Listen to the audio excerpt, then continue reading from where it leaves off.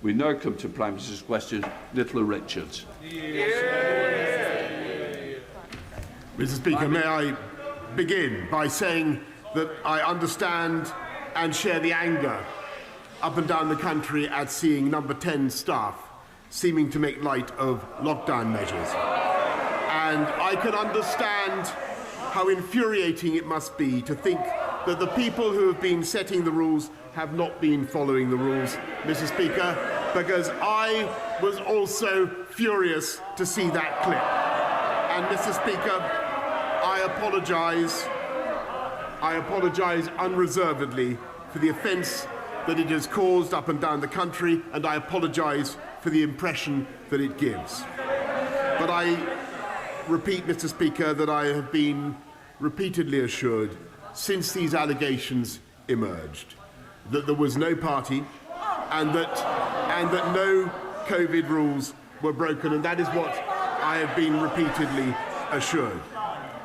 But I have asked the Cabinet Secretary to establish all the facts and to report back as soon as possible. And, Mr. Speaker, it goes without saying that if those rules were broken, then there will be disciplinary action for all those involved. Mr. Speaker, this morning I had meetings with ministerial colleagues and others, and in addition to my duties in this House, I shall have further such meetings later today. Mr. Speaker, bins left uncollected, council tenants being forced to live in damp and cold homes, £22 million lost on Providence Place land deal, and a £10 million overspend on SEND transport contracts which were almost awarded to Labour councillors' friends. Today the council's external auditors released a damning report that surprises none of us. Does the Prime Minister agree with me that 47 years of Labour control in Sandwell has done nothing but level down my constituency of West Bromwich East, and that my constituents in West Bromwich, Friar Park and Great Park deserve better? Yes, Mr. Speaker, I wholeheartedly agree with my honourable friend, because the instinct of Labour councillors up and down this country is yet again to level down rather than to level up. And I encourage her constituents to install a Labour council there as soon as possible, a Conservative council there as soon as possible, Mr. Speaker. We now come to the Leader of the Opposition, Keir Starmer. Thank you, Mr. Speaker. I heard what the Prime Minister said at the beginning of this session, but frankly it raises more questions than answers. Last week, I asked the Prime Minister, was there a Christmas party in Downing Street for dozens of people on December the 18th?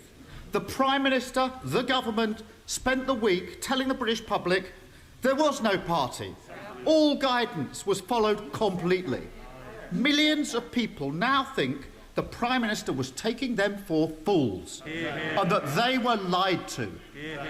They're right, aren't they? Mr. Speaker, I think the right honourable gentleman probably missed what I said at the beginning, but I apologise. I apologise for the impression that has been given that staff in Downing Street take this less than seriously. I'm sickened myself and furious about that. But I repeat what I have said to him, that I've been repeatedly assured that the rules were not broken. Order. And right, well, let's just do a little less, Prime Minister. It's important.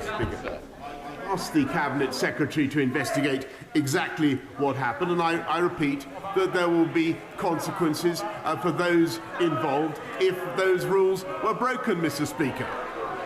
Keir Starmer. An internal investigation into what happened. The situation is as clear as day. I thought last week was... Mr. Speaker, I thought last week was bad enough. Surely the Prime Minister isn't now going to start pretending that the first he knew about this was last night. Surely. We've all watched the video of the Prime Minister's staff, including his personal spokesperson. They knew there was a party. They knew it was against the rules. They knew they couldn't admit it, and they thought it was funny. It's obvious what happened. Anton Decker ahead of the Prime Minister on this. The Prime Minister has been caught red-handed. Why doesn't he end the investigation right now by just admitting it? Because, Mr. Speaker, I've been repeatedly assured that no rules were broken, Mr. Speaker, and they may not. I understand public anxiety about this, and I understand public indignation. But there is a risk of doing a grave injustice to people who are frankly obeying the rules, Mr. Speaker. That is why the Cabinet Secretary will be conducting an investigation, and that's why there will be the requisite disciplinary action if necessary. Keir Starmer. This pretends that further information's come to light. Give me a break. He's still taking the public for fools. On the day of the Downing Street party, Tricia Greenhall's mum phoned her. She was breathless and feverish. You might want to listen. Tricia followed the rules and didn't visit her mum. Listening? 4 days later, on the day the Prime Minister's staff laughed about covering up the party, Tricia's mum was admitted to hospital. Tricia followed the rules and didn't visit. Tricia's mum spent Christmas Day in hospital. Tricia followed the rules and didn't visit. 2 days later, Tricia's mum died. What Tricia wants to know is this: why did the Prime Minister expect her to accept that the rules allowed a Downing Street party but didn't allow her to visit her dying mother? Prime Minister. Mr. Speaker, the first thing to say is that, in common with everybody in this House, I extend my sympathies to the family of Tricia, and of course I understand to Tricia and her family, and I understand the pain of everybody who has suffered throughout this pandemic. And I know that the implication that he is trying to draw, that the case that we're now investigating somehow should undermine public confidence in the measures that we're taking. I think that's the point that he's trying to make. But I may say to him, Mr. Speaker, I think it is a great mistake to try to play politics with this issue. And I think that is what he is doing. I think that is what he is doing. And the public, Mr. Speaker, will not like to see, I don't think the public do want to see confidence in their measures, in these measures undermined. And we are taking, I think they can see the difference, Mr. Speaker. We are taking the steps necessary to protect the public, above all, Mr. Speaker, by rolling out the vaccinations, and rather than focusing on the events of a year ago, Mr. Speaker. That is what we are focusing on, and that is what I think the public will understand. Keir Starmer. But it's not just the events of a year ago, is it? We are facing a new variant. Yep. We may well be in Plan B this afternoon. Even the Prime Minister, must understand the damage he's done to his credibility in enforcing the rules now and in the future. Tricia made an enormous personal sacrifice to do the right thing, to follow the rules and help defeat the virus. That's what she was asked to do. Most people were just like Tricia last Christmas. No one was dreaming of a Zoom Christmas, turkey dinners for one, gifts exchanged at service stations. But the virus was out of control. 489 people died of COVID on the day of the Downing Street party. So the British people put the health of others above themselves and followed the rules. Isn't the Prime Minister ashamed that his Downing Street couldn't do the same? Prime Minister. Mr. Speaker, I've said what I've said about the events on December the 18th. They will be properly investigated, and Mr. Speaker, I will place a copy of the Cabinet Secretary's report in the library of the House of Commons. But what people should not do is lose focus on what we are trying to do now. Rather than, of course, we will deal with the events of what may or may not have taken place on the 18th of December last year, Mr. Speaker. But what I think we need to focus on today is what we're doing to roll out the vaccinations across this country, and what we're doing to protect the public. And he is indeed right, Mr. Speaker, that we now have in the Omicron variant, a variant that is spreading much faster, Mr. Speaker, than any variant that we've seen before, and that is what we need, with great respect to the right honourable gentleman, to focus on. And that is why I ask everybody to go and get their booster jab as soon as they're called forward. Starmer. The Prime Minister apparently wants us to focus on what's happening today. There were no government spokespersons on the media this morning. I see the Health Secretary has made it to the chamber. And that's the point, Mr. Speaker. This virus isn't defeated.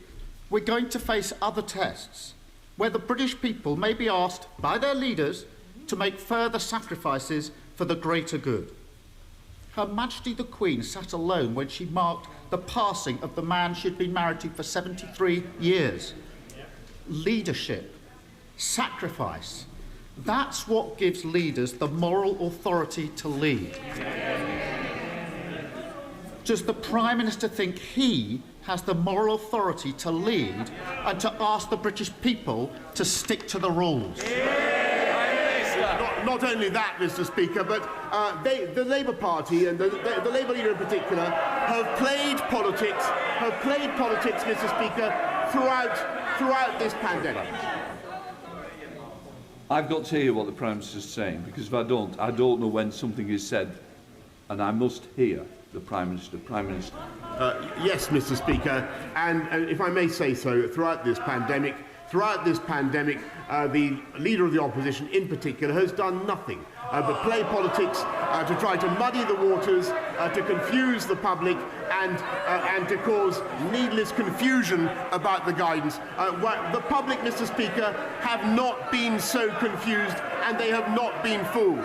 And they have got on with implementing the guidance, and they have got on in particular, Mr. Speaker, with showing great commitment to the health of this country by going forward to get vaccinated. Order. Prime Minister. Mr. Streeting, we've had this the week before. I'm not having this every week. No, if you want to be on the front bench, behave like you're meant to be there. Prime Minister. Mr. Speaker, at every stage, the Labour leadership and the Labour right honourable gentlemen have tried to muddy the waters and to play politics, whereas the people of this country have not been fooled. And in particular, they have come forward to get vaccinated faster than any other country in Europe. We've now done 20 million boosters, Mr. Speaker. That is the single best thing that we can do, and I encourage everybody to keep going and get their booster jab. That's so desperate, and even his own side can see it. Last week, the Prime Minister told us there was no party. Now he thinks there's something to investigate. The Justice Secretary thinks that the police don't investigate crimes from a year ago. Well, I ran the Crown Prosecution Service, and I can tell him that is total nonsense. Mr. Speaker, at Westminster Magistrates Court, right now, the CPS are prosecuting over a dozen breaches of COVID restrictions last December, including those, Prime Minister, who hosted parties. They're doing their job, enforcing the law set in Downing Street. Will the Prime Minister support the police and support the CPS by handing over everything the government knows about parties in Downing Street to the Metropolitan Police? Prime Minister. Mr. Speaker, of course we will do that, and we will get on with the investigation by the Cabinet Secretary. Mr. Speaker, he continually wants to play politics with this issue. We want to get on with our job of protecting this country during the pandemic, and Mr. Speaker, delivering the fastest vaccine rollout in Europe, fighting the drugs gangs, Mr. Speaker, when the party opposite was to decriminalise Class A drugs, Mr. Speaker, and backing our borders bill, Mr. Speaker. They have an opportunity to focus on that tonight. Why not back our borders bill, Mr. Speaker, and have life sentences for people traffickers? That's what the Leader of the Opposition should be doing. That's what I urge you, rather than playing politics. Fiona Bruce. Yeah. As we celebrate the advent of Christmas, I thank the Prime Minister for his support for Christians and those of other faiths and beliefs who face persecution across the world. We here stand with them. The government has talked about the gift of resettlement for Afghans who are members of religious minorities, of those at risk of persecution, targeted for their beliefs. Will this gift of resettlement be available by the end of Christmas? Prime Minister. I thank her very much for everything that she does, particularly as a special envoy for freedom of religion and belief. As she rightly says, we have an Afghan citizens resettlement scheme coming. We've already taken 15,000, but it's important that we get that scheme right, Mr. Speaker, and further details, including the eligibility criteria, will be announced in due course by the Home Office. I now call the Leader of the SNP, Ian Black. Thank you, Mr. Speaker. We are standing on the cliff edge of yet another challenging moment in this pandemic. Omicron cases are rising at a rapid rate over the coming weeks. Tough decisions will again have to be made to save lives and protect our NHS. Mr. Speaker, trust in leadership is a matter of life and death. Downing Street willfully broke the rules and mocked the sacrifices we have all made, shattering the public's trust. The Prime Minister is responsible for losing the trust of the people. He can no longer lead on the most pressing issue facing these islands. The Prime Minister has a duty, the only right and moral choice left to him. It is for his resignation. When can we expect it? Prime Minister. Mr. Speaker, the party opposite, and indeed the other party opposite, are going to continue to play politics. I am going to get on with the job. Ian Blackford.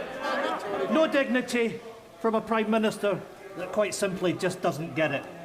Mr. Speaker, people across these islands have followed the rules, even when it meant missing friends and family, missing births, missing funerals, missing the chance to be beside a loved one in their dying moments. People have sacrificed, at times to the point of breaking, while the UK government has laughed in our faces. It is clear that this Prime Minister has lost the support of the public, and now even his own benches. This is not a grin and bear it moment. This is a moment of moral reckoning. Every member of the Conservative benches must now decide, is this the man to lead these islands when lives are at stake? It is clear that this Prime Minister intends to desperately cling on to power, and I have nothing left to say to a man whose answers we simply can't trust. So, Mr. Speaker. Order. I will hear this question, whether the front bench like it or not. Can I just say, I'm expecting better behaviour. The public out there are questioning this Parliament. Don't add to that question. Ian Blackford. Questioning this Parliament and questioning this Prime Minister that we cannot trust. It is clear that the Prime Minister desperately is clinging on to power, and I've got nothing left to say to a man who we simply cannot trust. So, Mr. Speaker, it is time for members in this House to act. If he doesn't resign, then he must be removed. Prime Minister.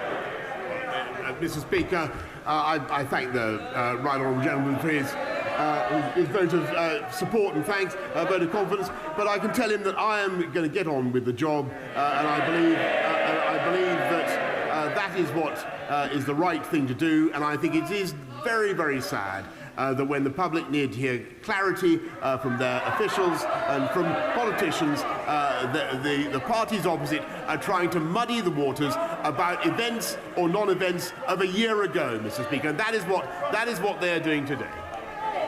We now have a closed question. Bob Seeley. Number 5, please, Mr. Speaker. Prime Minister.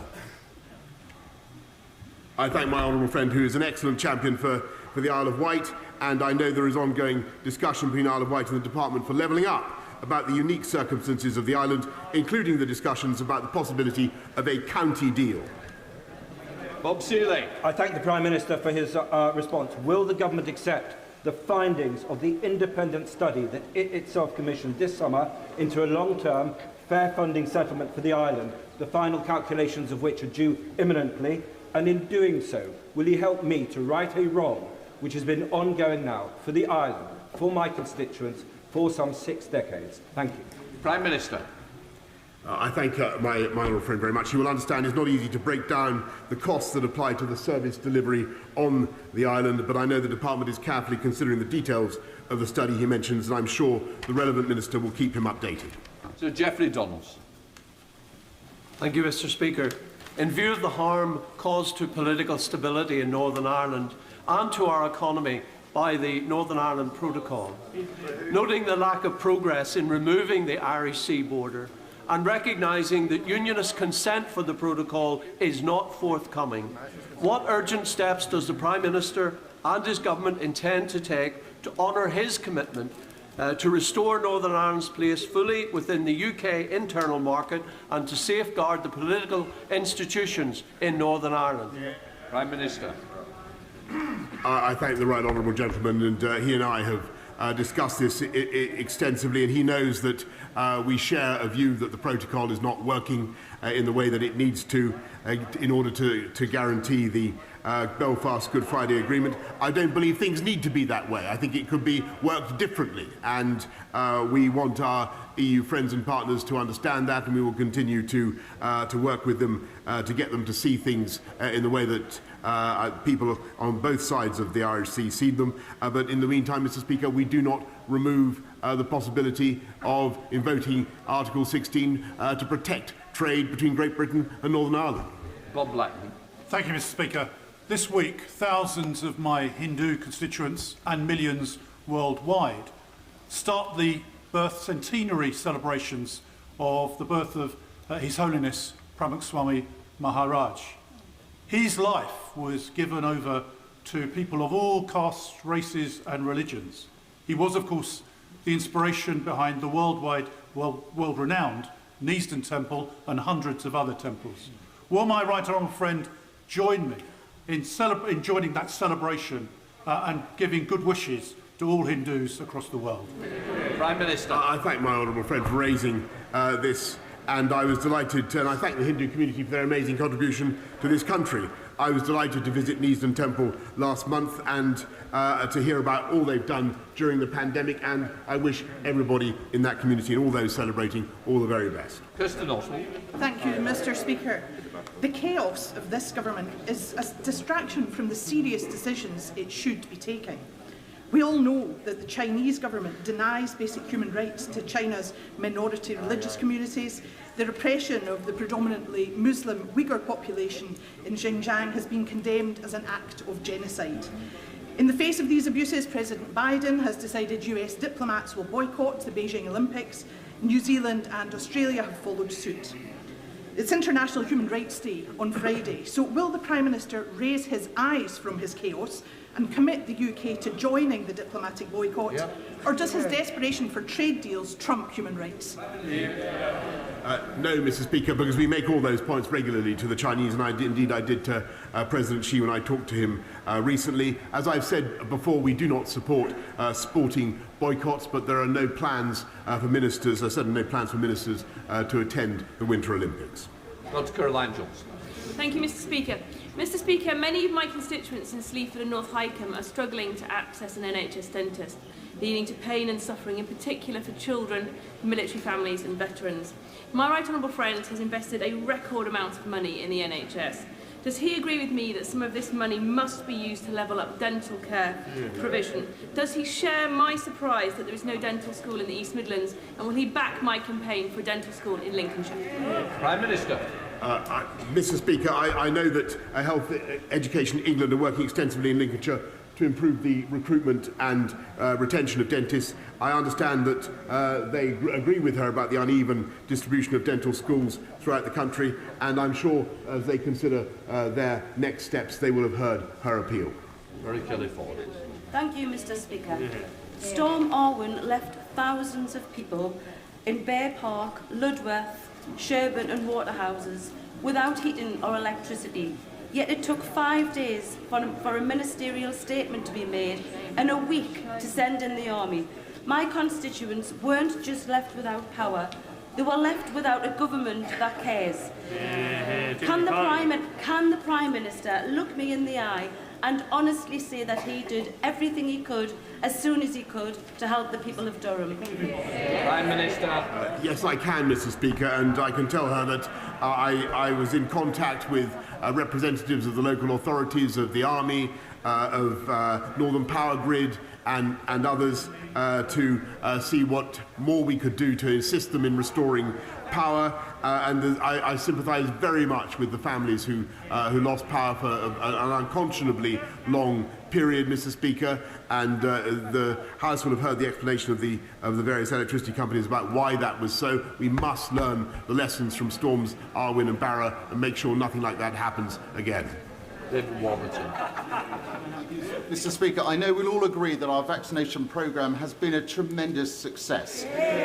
Vaccinations are the front line of defence against all variants of COVID, and the booster jab is a vital component of this. But in rural areas like mine, our booster centres are often few and very far between, and 2/3 of housebound people, those perhaps most vulnerable, most susceptible and most in need, haven't yet received their booster. So can I ask my Right Honourable friend, what steps the government's taking to ensure more centres are available, particularly in rural areas, and would he ask the Health Secretary to meet me with some urgency to ensure my constituents can get their boosters and stay protected this winter? Yes, Mr. Speaker, amongst the heroes of the vaccine rollout are, of course, pharmacists, as he rightly says, up and down the country. And we have 1,500 community pharmacies vaccinating people near where they live. I know that the NHS are considering the need to support more pop-up clinics where there's a need. I'm happy to arrange a meeting with him and the Vaccines Minister to discuss this further. Catherine West. Thank you, Mr. Speaker. Will the Prime Minister tell the House whether there was a party in Downing Street on the 13th of November? Prime Minister.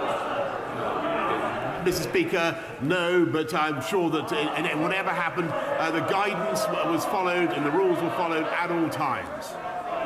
Dr. Luke Evans. Thank you, Mr. Speaker.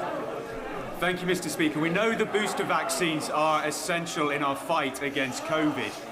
Speaking to clinical colleagues, one of the biggest hindrances is the 15 minutes people have to wait post-Pfizer. If we could reduce that or take that away, it could release thousands of hours of clinicians' time. So will the Prime Minister ask the MHRA and the JCVI to look to see if it is safe to do so, particularly for those people receiving their third Pfizer booster? Prime Minister.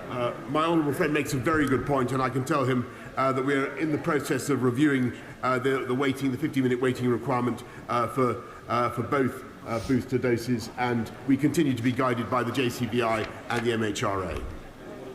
Catherine Smith. Thank you, Mr. Speaker.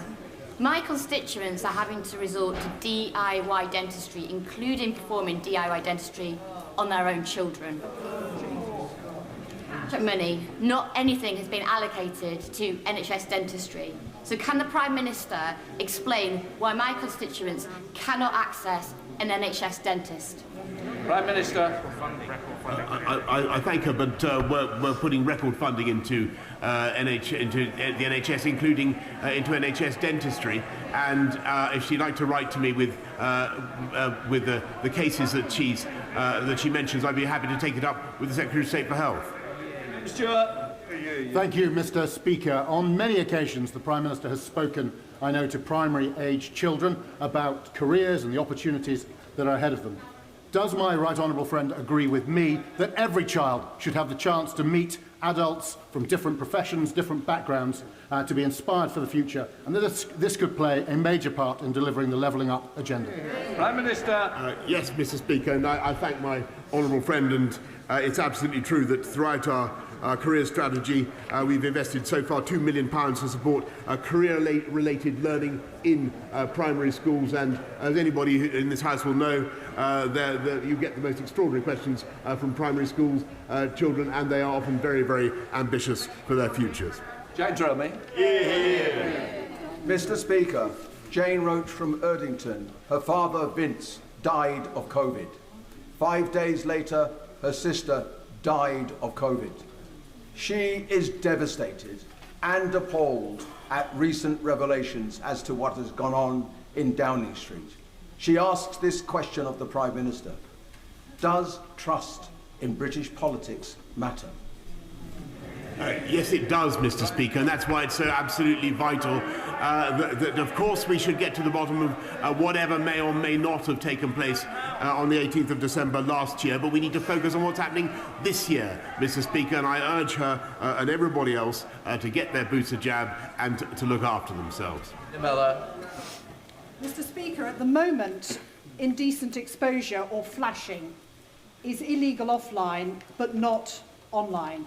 I really welcome my right honourable friend's support for that to change when he spoke to the Liaison Committee in November. Will he support outlawing cyber flashing and other forms of sexual image abuse online in the forthcoming online safety bill when it comes to this House? I thank my right honourable friend, and she's right to draw attention to that phenomenon of cyber flashing, and it is one of the issues that is being addressed by my right honourable friend in the Online Harms Bill. John McNulty. Thank you, Mr. Speaker. Last year I asked the Prime Minister what progress had been made delivering his pledge to buy 4,000 ZEBs by 2024. The budget and the spending review confirmed the UK Government planned investment will not reach that target. As Vice Chair of the Bus, Coach and APPG, let me tell the Prime Minister, bus manufacturers have no orders from his Zebra scheme. Production lines in Falkirk, Ballymena and Scarborough, desperate to start orders and deserve better than this. Prime Minister, why is your government failing to deliver these orders and that pledge? Mr. Speaker, we're absolutely committed to delivering 4,000 zero-emission buses, and we're also committed to supporting UK bus manufacturing. Ian Duncan-Smith. Mr. Speaker, the Prime Minister has already been asked about the Winter Olympics, but listening to his answer, I have to say, sadly, I think it is not at all strong enough. May I support the request that the UK government now acts against this dictatorial, brutal Chinese regime that is persecuting everybody from Christians through to Tibetans and terrorising the Uyghurs. Would the British government follow suit to the Americans, the Australians, even the Lithuanians, and please, please, I beg of him, give a lead for human rights and make a diplomatic boycott of these Olympic Games? Prime Minister. Mr. Speaker, it's clear from what I said earlier on that the government has no hesitation in raising these issues with China, as I did with President Xi the last time I talked to him, and there will be effectively a diplomatic boycott of the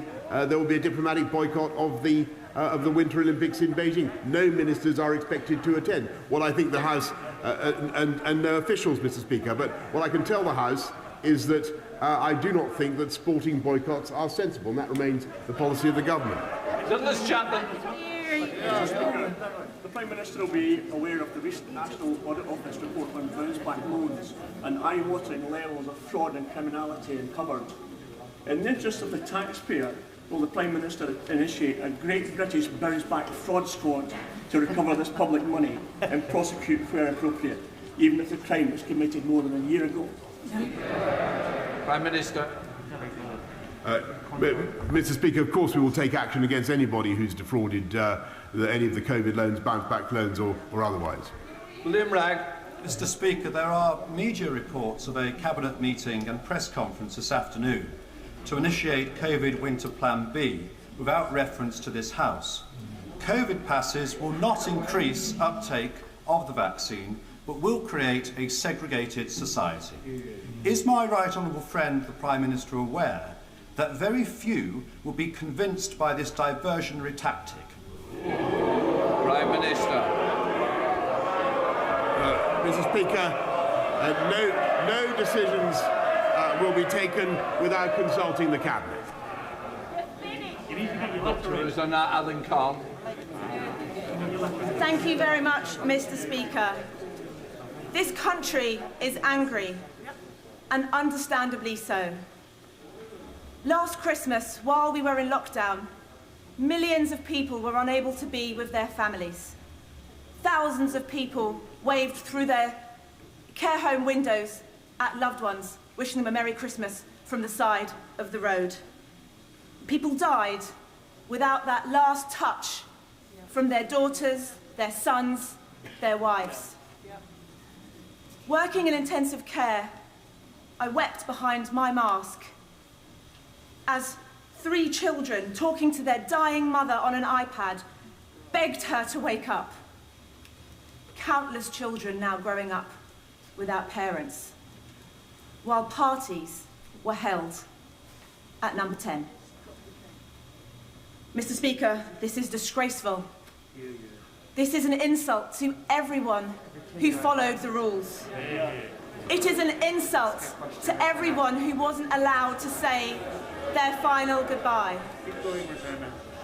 This happened on the Prime Minister's watch. So my question is very simple.